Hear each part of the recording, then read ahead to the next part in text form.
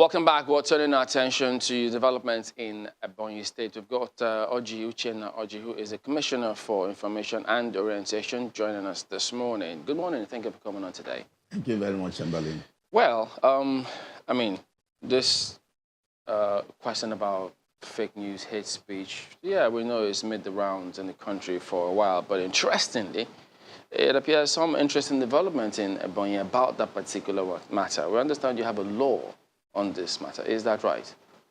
As a matter of fact, conscious of the very consequences of hate speech, fake news, and a lot of provocative publications made against institutions and persons that are really aggravating issues of violence and distrust to the society. Ebonyi State government had to really, through the House of Assembly, make a law on hate speech and fake news, and we call it a Cybercrime Prohibition Law 012 of 2021. And I can tell you that that law has come into effect in the Ebonyi State. It was passed and assented into law by the governor in September. And my ministry has a duty of ensuring the implementation of that very law. It is very clear, the content, the provisions are very clear on what does constitute fake news and what does constitute hate speech. But it is really aimed at ensuring that we reduce this issue of, of false information, inflammatory statements that are capable of triggering war, triggering, crisis. Yeah. In the society. That has really helped our people to really be conscious of the statement they make, whether in print or orally. And I can tell you that anybody who does offend that law actually faces the law and has options of maybe 3 years, 7 years imprisonment, in some cases without option of fine. Why did the state think that it was necessary to come up with that, especially when the Constitution already has laws that makes provision for defamation of character and libel, which takes care of some of these things? Yeah, defamation and libel, they are somewhat civil matter, but this is purely criminal matter that if you, do offend, you are brought before the law by way of, criminal prosecution. And I want to say that it is actually very apt because I tell you the major source of violence in the society now is fake information dished out from anywhere by, social media operators, some who would just get to the social media and begin to send some, somewhat information that can cause crisis, information that can cause even, communal clash and all of that. And we feel that through this provision, it is going to really make people to be conscious and be responsible and accountable to whatever information they give out to the public. How easy is it to get information from government? Because, as we all say, nature abhors vacuum. So if people cannot get information and they can get it from some other sources that are not credible, for want of a better word, the challenge then would be, they would want to just get the information out, and then what governments at various levels have done over time is to play catch-up to all of these things. So how easy is it to get, for people who need information, to get information? Yeah, of course, the issue of freedom of information law is everywhere. And so if you, as a social media operator, want to get that information, you need to go to the proper authority. Now, if you are a professional, for instance, you are a social media operator, or even a journalist, the principle of comparing information is very important. In law, we call it a principle of fair hearing. In journalism, we call it a balancing of story or development journalism. It is important at this point in time that we must emphasize development journalism in the body politic. So if you hear anything, especially damaging information that is capable of damaging the personality or reputation of Makinde or the society or an institution, what you need to verify from the other side in order for you to come up with a balanced story. That way, you are building the society. And that is actually what we need at this point in time. You see fake news being dished out from outside the shores of this country. People who don't know what is happening, they'll just stay from their comforts, of place to dish out information, to say this happened, the other thing happened. Of course, you know that all of these things, you see, some people would not just intentionally dish out information in order to cause, So, confusion and all of that. Just a second. Has there been an instance in Ebonyi State where such a thing happened?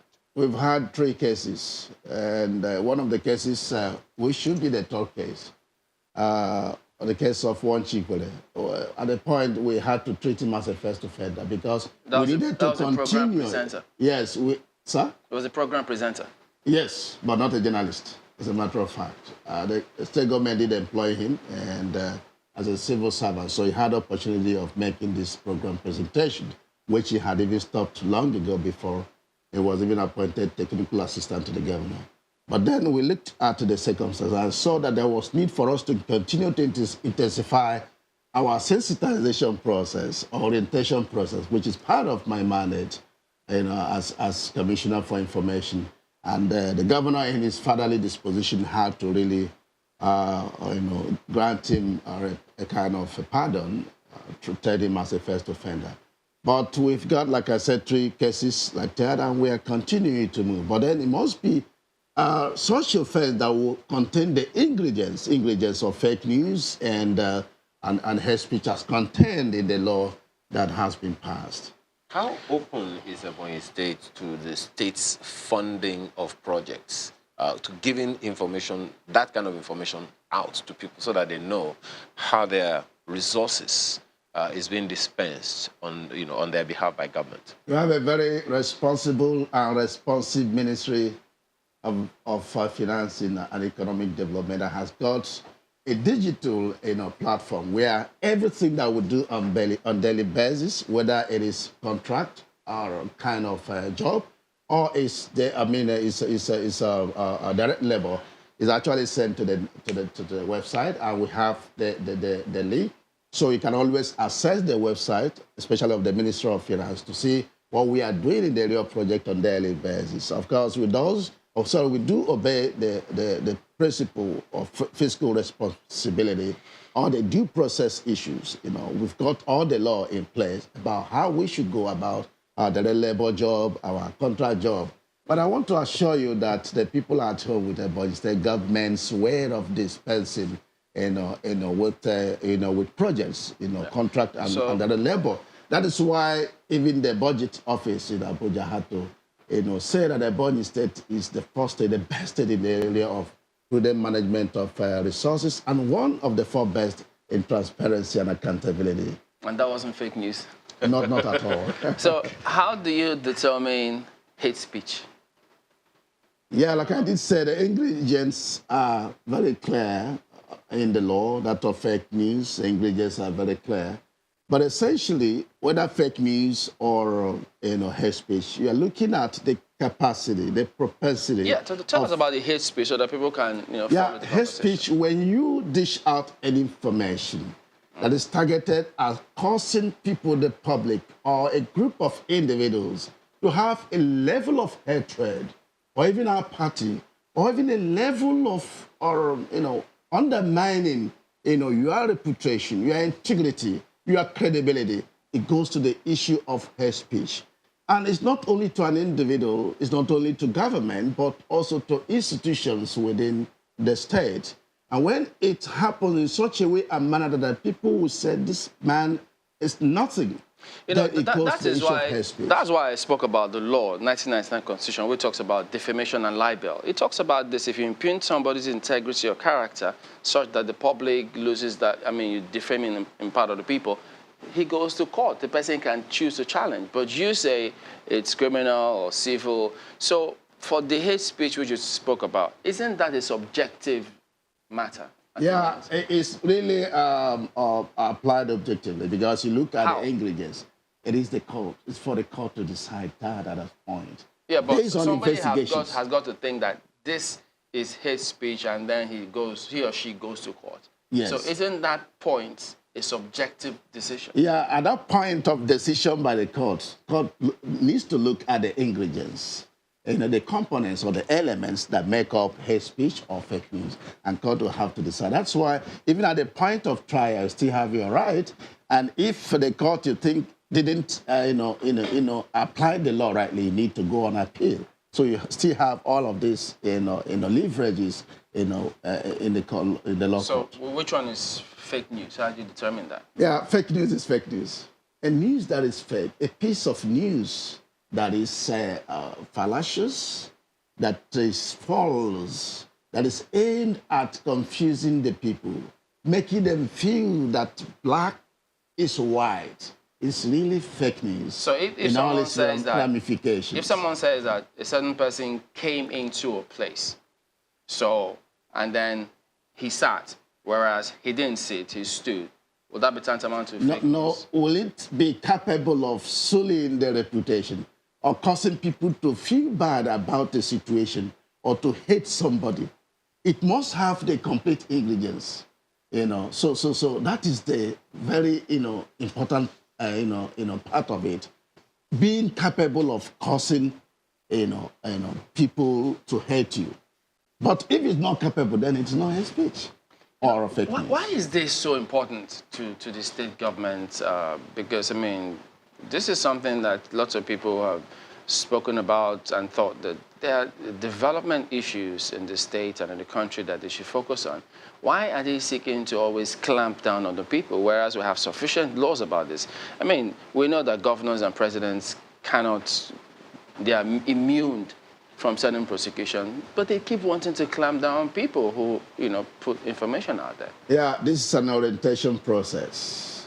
We need to find ways through persuasions, through advocacies, through legislations to make people to understand the need for us to be, reasonable and to be refined the way and manner with those things. It's going to augur well in the society. To say things the way the government wants to Not hear the way it. the government, the way humanity does want it. It's important. But it's the government that passed and came up with this And law. The State Assembly passed a law. The people won't bother about some of these. Yes, it's not only offense against government. It can be an offense against Mr. Chamberlain. What is important is that the society is involved. That is, if this happens, how will the society feel? Will it cause confusion? Will it cause violence? Will it cause war? Will it cause, a level of apathy? These are very important issues that we need to consider. Will it really cause a kind of attack on the integrity of your institution or your personality or that of government? So it's not only government alone. Government has a duty to protect the society, to protect the human persons within the state. And that is one of the measures. So did the states complain, or did the people complain that they were not getting protection from government about this before this law came? Of course, you know that. You know what is happening in the society. Of course, in the southeast and of course No, I in mean the in the state. Yes. The Ebonyi state. Yes, that's what I'm saying. The people complained Of course. that they wanted this hate speech bill. Of course. Because, of course, the lawmaking processes. Of course, the conceptualization was from the executive. There was an executive bill. And, of course, the lawmaking processes. So it was executive that complained? Yes, including public. No. The executive is there to serve the society. Yeah, but and when the public, raise any issue, it's also a duty of the executive to ensure that they see how to solve such a problem. And this is one of the problems. How does this law help development in Ebonyi State? Yeah, like I did say, development journalism. And else making sure that you do all those things that will bring about peace, that will bring about security, that will bring about love and trust for one another. And if all of these virtues are not present in any society or in any state, it goes to the issue. One of the reasons why we are suffering in Nigeria in the area of security and distrust is because of fake news. Sometimes some would say the issue of distrust is a function of lack of justice or good governance. Yeah, it is one of the functions. But essentially, all of these things that are happening now, like in advanced countries, you need to verify your information, especially information that is capable of tearing the state apart. Is it also possible, my apologies, Jomle, is it also possible that authorities also give out fake news? Because if, for instance, people are aware that, okay, this is the way these things are, they see these things on their streets, okay, the roads have not been tarred, and yet government says the contract has been awarded like 10 years ago. Isn't that fake news? Yeah, that government is also liable under the law on fake news. And so the law is not for individuals. It's for everybody, including government. If you have a very irresponsible government that would say it did award contract when it never did, individuals have the right to come, So you're saying essentially the provisions of the law the people, to get the person prosecuted. residents of Ebonyi State can take the Ebonyi State government to court. Very important, yes. Yeah, but the thing, what I was trying to say is that especially officials of government. Nigeria's law covers it both criminal and civil. So I don't get the point when you say, well, one is this and this is that. This is a way of strengthening. That's why people thought this was unnecessary. What do you want to strengthen? If it's not broken, why fix it? Yeah, because we are having peculiarities in all of these things. And, the world is, is getting, higher in dimensions. Is there any instance that the state had tried or found anyone who perhaps tried to impugn the integrity in the face of the people using our existing laws and they felt it was insufficient, hence the need to come up with this one, new law? Yeah. Any case? Under the Constitution, we have the right as a state to make legislations that will. I get that point, but I'm asking, has there been any case wherein you tried the laws of defamation and libel and you felt it was insufficient, hence the need to come up with this law? Of course. What's example? Yeah, the criminal law was not just made yesterday. It's been made for a very long time. And from time to time, you see some issues that wouldn't be really captured by the provisions. I mean, in the States now, any specific case, who did you take to court, and when you felt that law was not sufficient, hence Ebonyi State needed to come up with this, quote, hate speech and the fake news law? Well, I don't know what you mean. It does depend on your conception and your perception about the need for the law we have made. But I think that we tried to strengthen the provisions. Yeah, I'm asking, why did you try to strengthen it? Yeah, because, normally, any law that is made over a period of time, we certainly will try to have some loopholes. Either the punishment lines are not really So what's the really loophole? strong. What's the loophole in this one, in our laws, before you came up with this one? Yeah, like I did say, we have quite a lot of peculiarities. We have a lot of new development trends in social media are so you need to really tighten up some of these legislations, and that is what we have done. The first point is that we have the powers to do that as a state. Well, that's and we have got reasons to do that. Well, you said the law is titled Cybercrime Prohibition Law 012. But you know that we have a cybercrime law at the federal level. Yeah, we have it. So what we did was to just domesticate it. We need to domesticate, acts of the National Assembly in order for it to effectively work in the state. And that's all about strengthening that I did say. We could decide to really invoke those acts of the National Assembly, but we need to really domesticate it, bring it down within the confines, looking at what are the things in this Ebonyi State domestication version that is peculiar to Ebonyi and not Oyo or Kano or Kaduna? Yeah, I don't have the law I would have shown you, but it is actually a principle of law that any act of the National Assembly, for a state to effectively assume those provisions, you need to bring it down to domesticate it. Of course, you need to also really integrate some of the peculiarities of your state. But is this domestication? Because you said you made this law. Isn't it different from domesticating it? Yeah, it's all about making law. It's a law-making process. You have to bring it down. Do the same needful. Send it to the House of Assembly if it's an executive bill. Then the process of lawmaking, first reading, second reading, of course, third reading. Has the Child Rights... public hearing, too. Has the Child Rights Act also been domesticated? For a long time.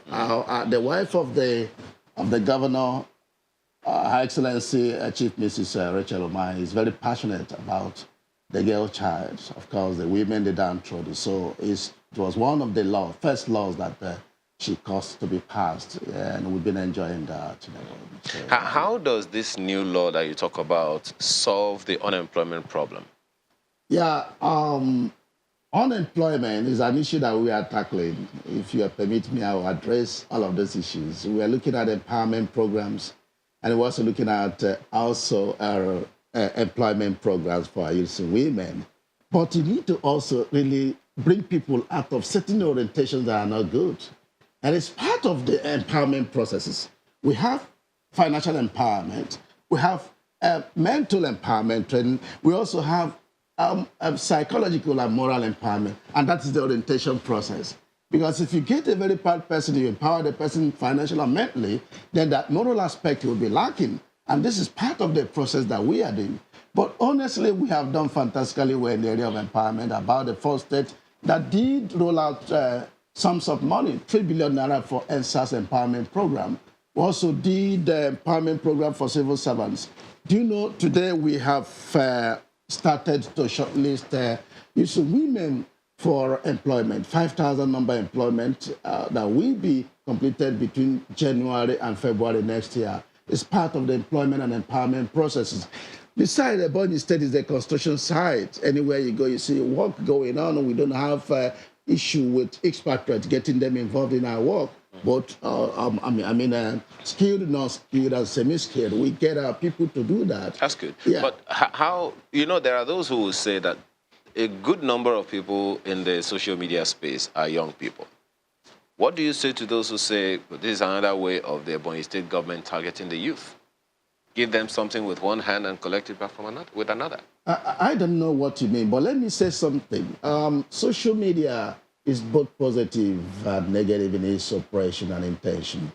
I've seen a colleague of mine in my school that is a pastor. He's networking the entire world with social media. And I'm sure the guy is rich. So you can use social media to benefit the society and benefit yourself. But people are using social media to cause a lot of havoc, and that is what we must do everything possible to really dissuade people from doing, through legislations, through advocacies, through orientations, through empowerment programs and employment programs that we are doing. We have got quite a lot of economic facilities that we want to fix our youth and women. Today in Ebonyi State, the governor built Africa's biggest shopping mall, over 5,000 modern shops. We want to give it to our youth and women. We have advertised they should come and own shops. We've got opportunities of providing empowerment and employment for people. The creation or the establishment or the construction of a national airport. Why it is that it's going to trigger jobs and create wealth for our people. Now that we have Africa's biggest University of Medical Sciences, Africa's most beautiful, I tell you, but you need to come and see. I can't even describe it the way you will appreciate it. What are we doing? We want to give it to the private sector to drive. And we want to generate a revenue. We want to also generate jobs, not less than 10,000 jobs to be given to our youth and women. And these are among all the things that we have built to generate employment for the teeming population. Today, Ebonyi State is a transformed state. Within the shortest record of time, one man had to do that. From grace to glory. How much did the shopping mall cost? Yeah, it is paid per square meter. So it does depend on the number of square meters you want to get.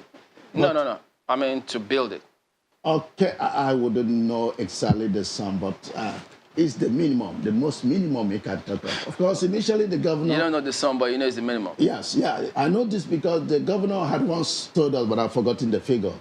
And I can tell you that he wanted to involve expatriates or investors to build the shopping mall. But the price they gave was like 20 times what he used. And so the governor, known as a very prudent governor, had to really do it by himself. And I can tell you it's the most minimum. Does that same law cover the, if any government official gives false information, do they face the music as well? I tell you it's true, they do. It's for everybody, for government officials. Like if they lie about the project costs or if they inflate their project, applicable. the governments can... Exactly. Individuals will just need to either raise alarm or come by way of, Even though the government has immunity. I'm not talking about the government. I said officials of government, of course, excluding the governor. The governor has immunity under the Constitution. Because it was an executive bill, you said. Yeah. executive be there. All right, Mr. Uche Ojiuche, Commissioner for Information and Orientation, thank you for coming on today. Thank you very much, Chamberlain. All right, let's take a look at some response and messages coming through from you. The first one is talking about, whoa. Okay, this is going to come through right now. It's interesting, the conversation that we have just heard. I mean, I sincerely, I really wish that we could have the voice. Yeah, some are saying states don't need to domesticate federal law. So how do you talk about domesticating? Well, he's not in the conversation now. Okay, the law is... Okay, no, not the law. Your own version of the program today, Babashi Timakukua, is yours is first. In this mail, you say, I believe direct primaries is the beginning of solidifying our democracy. Cost should not be an issue if party members pay dues as at when due. And if party members pay dues, they will have control of the party, not just a few money bags. The parties should also begin to have a hybrid of physical and electronic voting for the primaries. Kudos to the 9th National Assembly. Okay, this is from Mr. Man, who says, Nigerians are finally waking up from their decade-long slumber of being apolitical. The Anambra election has shown how effective elections can be if citizens are allowed to choose those that will govern them. With the aid of modern technology, yes, new technologies will always have, what? Kinks? Okay, it says that will subsequently improve. A true democracy is letting the voters choose those that will govern them through credible elections, beginning with direct primaries to freely choose those whose ideas and competence the voters choose. And any other form of choosing candidate is not a true democracy. Well, Polycarp Gubolum actually shares a different concern. It's all on the direct primary business. He says it's a charade. In Anambra State, Senator Andy Oba got 230,000 plus votes in the direct primary election, but got only 43,000 votes in the general election. In Lagos State, Governor Sanwo-Olu got 970,000 plus votes in the direct primary election, but only got 739,000 plus votes in the general election. This was a charade that the NAS wants to force Nigerians at a very humongous cost of billions of naira to conduct. Why are we pretending that we have not had numerous direct primaries in the country before? Direct primaries are beneficial theoretically, but theory is different from practical. Maybe the people changed their mind or had an emergency. They couldn't come out on that day. Wachukuma, he says, our electoral system is very faulty, and if we get our leadership recruitment process correct, every other Nigerian problem will be auto-correctional. Politicians, please allow direct primaries to fly. Direct primary takes power back to the people. That's why godfathers and their sons are fighting. And let me take this last one from Festus Akimboyewa, talking about the siege to Justice Odili's home. It says the attack on the residence of Justice Mary Odili, a judge of our highest court, is an attempt on the wholesale destruction of our judiciary. Those involved in bullying this senior judge must face the wrath of the law. Our judges deserve humble and sincere respect from all Nigerians. I think it's a fine place to leave it. We have to thank you all for your contributions to the program this morning. Thank you for watching. I'm Maokwe Ogun Yusuf. I'm Ayo Makine. Have a wonderful day. I'm Chamberlain, so stay safe.